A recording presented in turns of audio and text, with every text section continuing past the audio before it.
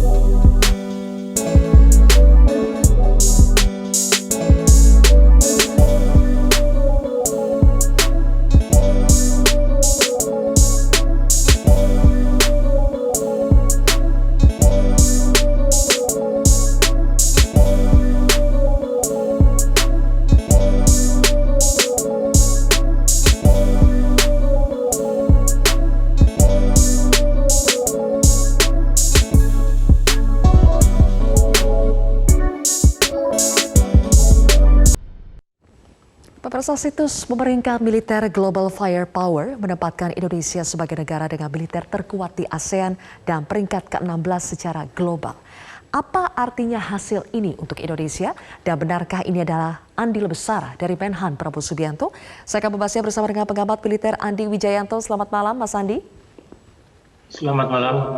Mas Andi, apakah tepat mengatakan bahwa Indonesia adalah negara dengan militer terkuat di ASEAN saat ini?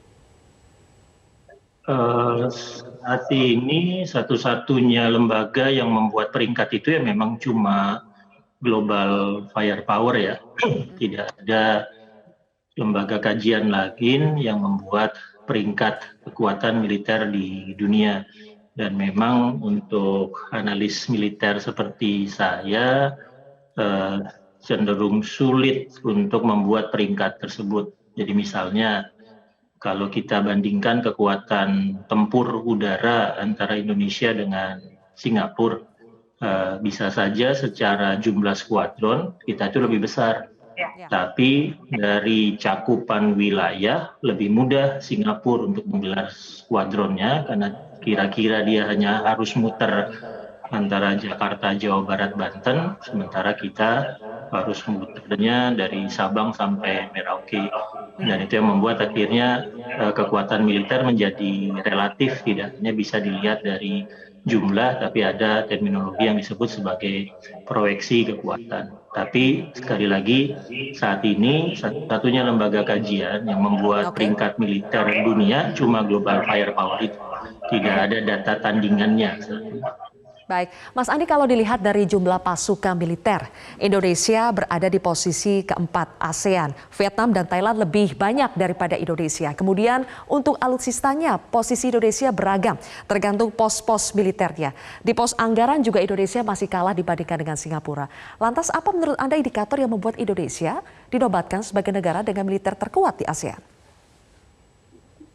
Ya, lagi-lagi Global Firepower itu memiliki indeks yang unik yang hanya dimiliki oleh Global Firepower ya. Normalnya ya misalnya satu kekuatan militer satu negara itu dibandingkan dengan potensi lawannya.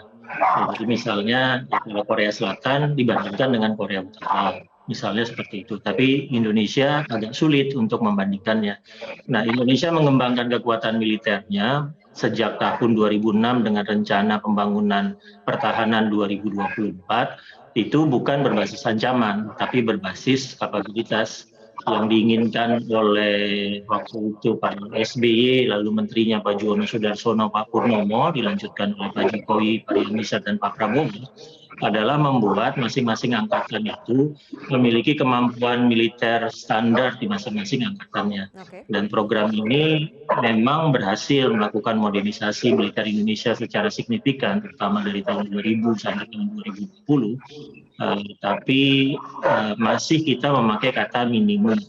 Jadi nanti setelah 2024 baru kelihatan apakah militer Indonesia mampu keluar dari kekuatan yang sekarang berbasis kapabilitas minimum menjadi kekuatan yang lebih signifikan. Oke, secara sederhana Mas Andi, dengan predikat militer terkuat di ASEAN itu artinya apa sih? Apakah misalnya jika kita berperang maka kita akan menang? Secara sederhana yang mudah dimengerti masyarakat, apa untungnya kita diberikan predikat militer terkuat di ASEAN ini? Ya itu untuk sekarang ya kayak ada ya baguslah secara statistik begitu ya. Tapi yang betul-betul dilihat kan nanti gelar dan proyeksi operasionalnya ya. Jadi biasanya negara seperti Singapura atau Vietnam atau Korea Selatan, kalau mereka mengatakan inventory kapal selamnya katakanlah X, maka biasanya kita bisa memperkirakan bahwa dari X itu katakanlah 100 gitu ya, lalu 30 itu siap tempur, 30 dipakai untuk operasional, lalu 30 sampai 40 lainnya sedang dalam perawatan. Jadi ada proporsi 30, 30 dan 30 itu. Nah, untuk Indonesia kondisi ideal seperti itu belum tercapai. Jadi Indonesia selalu kita harus memilah mana yang siap operasional, mana yang siap tempur.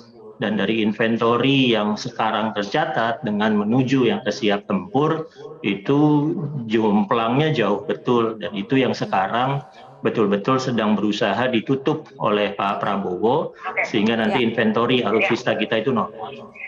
Oke, mumpung Mas Andi menyinggung Pak Prabowo, banyak netizen mengatakan bahwa kita bisa nomor 1 di ASEAN itu karena andil besar dari Menhan Prabowo Subianto. Anda sepakat dengan hal itu? Itu kerja keras konsisten sejak 2006 ya, sejak Pak SBY, Pak Juwono merancang program kekuatan pertahanan minimum 2024. Di masa Pak SBY, di masa Pak Juwono dan Pak Purnomo, itu dilakukan Renstra tahap 1. Lalu di masa Pak Rian Mizar dilakukan Renstra tahap 2. Nah sekarang Pak Prabowo melakukan Renstra tahap 3 yang memang merupakan penutup dari rencana jangka panjang KPM 2024. Jadi tidak mungkin membangun kekuatan pertahanan itu hanya 1-2 tahun dan dilakukan oleh misalnya seorang Menhan. Pasti harus ada rencana panjang berkesinambungan. Nah, untuk Indonesia saat ini itu sudah dimulai sejak 2006 dan rencana itu tidak putus. Namanya tetap KPM 2024.